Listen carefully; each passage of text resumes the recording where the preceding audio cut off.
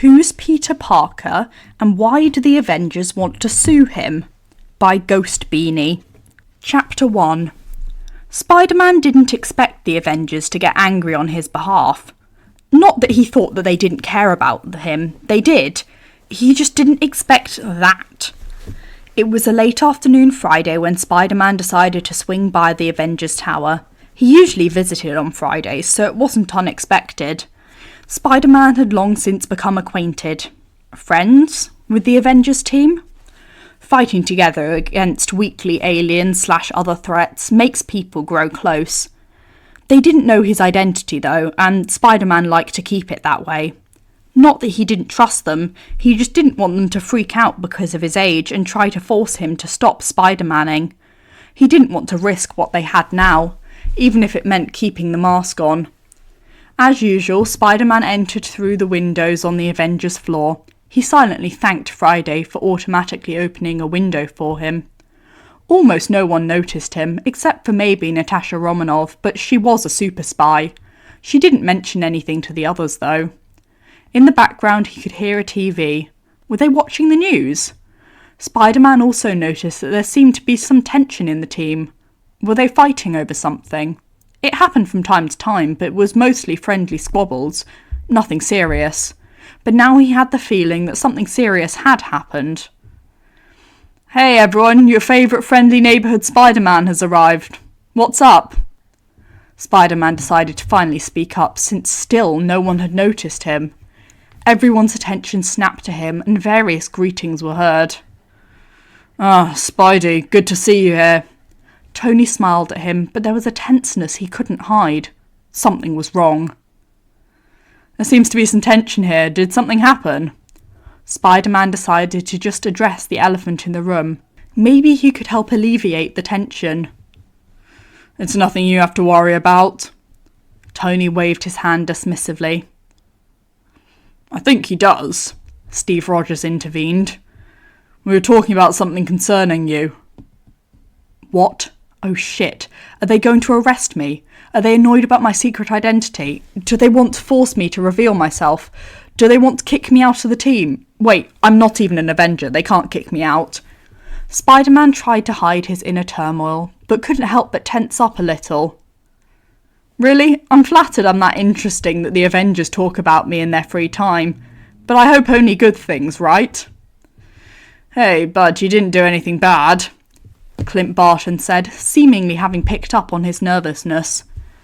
"We're talking about how some people only seem to talk bad about you, although you never do any bad things." He pointed to the TV where Spider-Man only now realised the news from the Daily Bugle was playing. More specifically, J. Jonah Jameson. It seemed like they were talking about him, and they weren't particularly nice. Not that it was anything new to him. The Daily Bugle, especially Triple J as Spider-Man liked to call him, never tried to hide their dislike for him. "Oh, you're talking about that? Don't worry about it. No one takes them seriously anyway." He waved off dismissively. "But we do worry about it, Spidey. You're one of us. We can't just stand by and watch someone slander your name." "Especially this Peter Parker," Tony added. "He always takes photos of you. Doesn't he know that this could be illegal?" Now Spider-Man was panicking a little again. It was nice that they cared so much about him, but he didn't want them to go into a conflict with the media. He wasn't that important that they should ruin their good reputation, just because one news station was talking bad about a vigilante. Not to mention they specifically knew about Peter Parker. If the Avengers had him on their radar, it would become even more difficult to do his things. "Really, it's fine." Since they still shot him some dubious looks, even after his statement, he decided to try an evasion tactic. "Are you all still up for movie night? If no one says something, I'm going to decide what we'll be watching." This seemed to work, as everyone relaxed and broke out into a large discussion about what movie they wanted to see. Spider-Man was glad to have evaded that topic. Little did he know that was just the start for one big mess. Peter Parker noticed that he was short on money when he wanted to buy lunch. His wallet had been completely empty and he had had to sit hungry through the rest of the school day. Even Ned's offered gummy bears didn't help much, not with his superhuman metabolism. And when he got home, he noticed that his piggy bank was low on money too, so it wasn't just an empty wallet. He sighed a little. He didn't want to have to ask Aunt May for more money again. She already worked enough. Guess I have to do that again. So Peter grabbed his camera and Spider-Man suit, tucking the latter into his backpack, and he left again. In a hidden alley, Peter donned his spider suit and tucked away his backpack, which meant that he was webbing it to a wall. Didn't want anyone to steal his things. It had happened enough times before. He still kept his camera with him, though. He needed it for what he was planning to do. Climbing up on the roof was easy. Once there, Spider-Man carefully placed his camera and turned it on. Looking at the display, he checked if the lighting and angle were good before starting the timer. Quickly, he jumped to the next roof and got himself ready.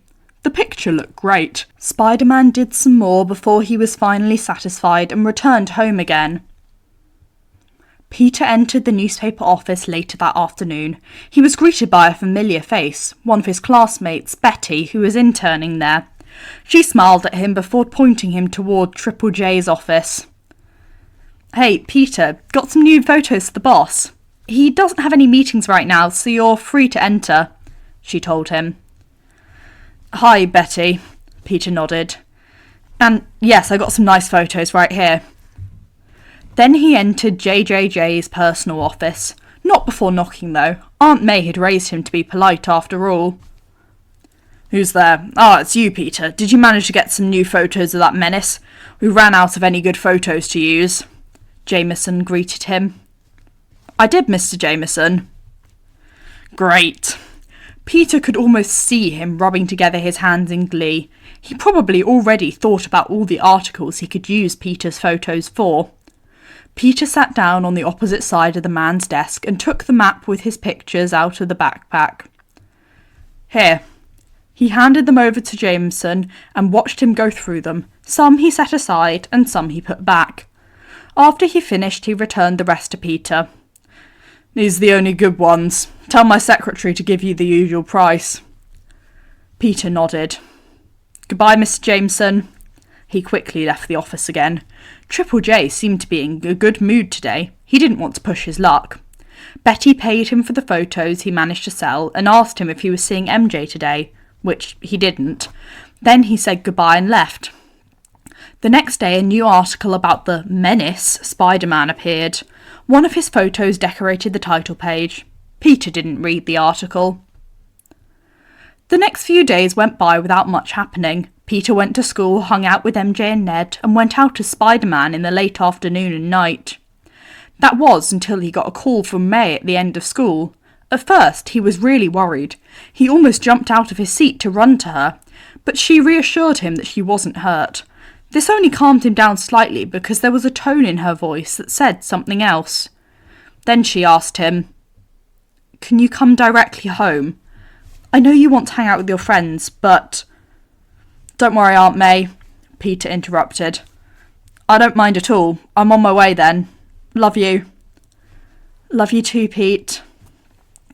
Peter wasted no time grabbing his backpack and telling MJ and Ned that he couldn't hang out with them today. They didn't mind, probably realising that an emergency happened.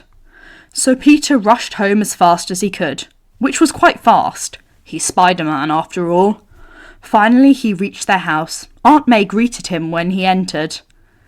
"Hey, Peter, you have some guests that want to talk to you." She looked slightly nervous, but was still earnestly smiling. Peter concluded that the guest was unexpected, but that May wasn't in life-threatening danger. His spider sense told him the same. He was humming a little stronger than usual, but it wasn't telling him that there was an active threat. So he smiled at May and entered the living room. Peter almost stopped dead in his tracks. Was that Tony sitting in his living room? With Steve, aka Captain America? Did they find out I'm Spider-Man and decided to confront me? He was even more panicking than that one time at the tower. "Hello, Peter Parker, I presume," Tony greeted him. Yes, he managed to stutter out. "I'm sure you know who we are, and frankly we're busy, so I'm cutting this short." "So they are here because of Spider-Man." "We're going to sue you." "Wait, what?" What? Now Steve was speaking too. We're filing a lawsuit against you because you have illegally taken photos of Spider-Man and sold these to a news station that slanders him.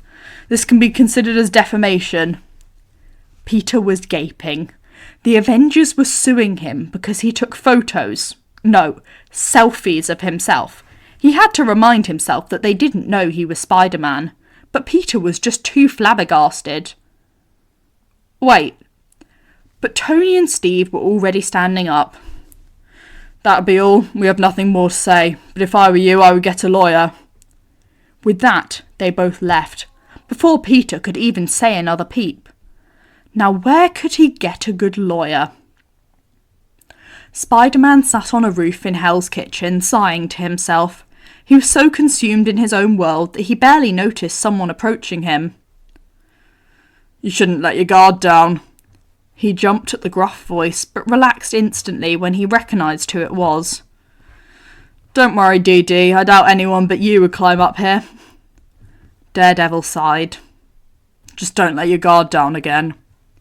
Then, after a short pause, you seem troubled. I don't think you should patrol if you're feeling like that. Normally Spider-Man would protest, but not this time. I know, I just wanted a quiet place to think, and what better place than a rooftop? So there is a problem. Yeah. Spider-Man stopped for a moment. Should he really tell Daredevil about his problems? They sometimes teamed up and he would call them friends, or at least colleagues, but they didn't know each other's identity, and honestly fighting crimes together and sharing personal problems with each other were two completely different things. In the end, he decided to do it anyway. There was nothing to lose, right? A friend of mine got sued by the Avengers. He could feel Daredevil turning his head at him. Oh, really? Yeah, he takes photos of me and sells them to the Daily Bugle for some pocket money.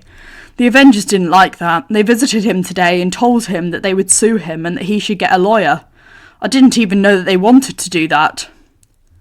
Rapidly, Spider-Man told him what happened, of course leaving out the part that he was Peter Parker.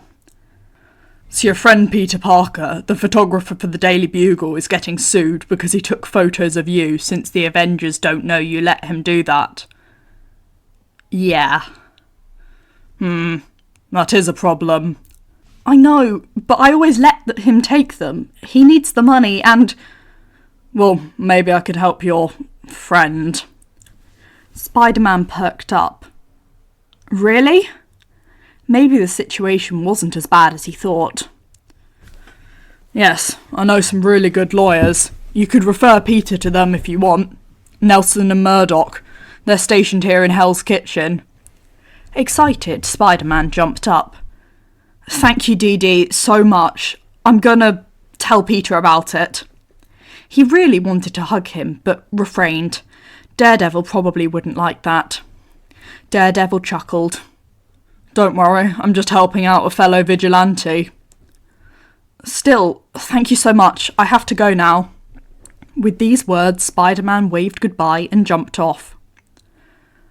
The next day, Peter walked down the street in Hell's Kitchen. He made his way to the lawyer Daredevil had recommended him. Hopefully they could help him get out of this mess. The building seemed a little old and run down, but sturdy. Peter double-checked that it was the right address before he entered and made his way up the stairs. In front of the door was a neat sign that read, Nelson and Murdock Law Attorney. He was at the right place. Peter took a calming breath and knocked. Come in, he heard a female voice call out. He did exactly that. At a desk sat a blonde woman, the owner of the voice. Welcome to Nelson and Murdock. How can I help you? Hello, I'm Peter Parker. I got recommended here by a friend. Hello, Peter. I'm Karen Page. I assume you want to talk to one of our lawyers. Yes, Peter nodded eagerly. Well, both Matt and Foggy are currently out to get some coffee, but they'll be back in a few minutes if you can wait. Yes, I can do that. The next few minutes were spent in awkward silence. Peter fiddled with the hem of his sweater while Karen was sorting some papers. He was relieved when he could finally hear 2 people walking up the stairs. 2 men entered, one with blonde hair put together in the back and one with dark short hair, red glasses and a cane. Both of them looked a little surprised. Karen, who's this? This is Peter Parker. He is here for some legal advice. Hi. Peter waved awkwardly. Why was this a good idea again? Maybe he should leave.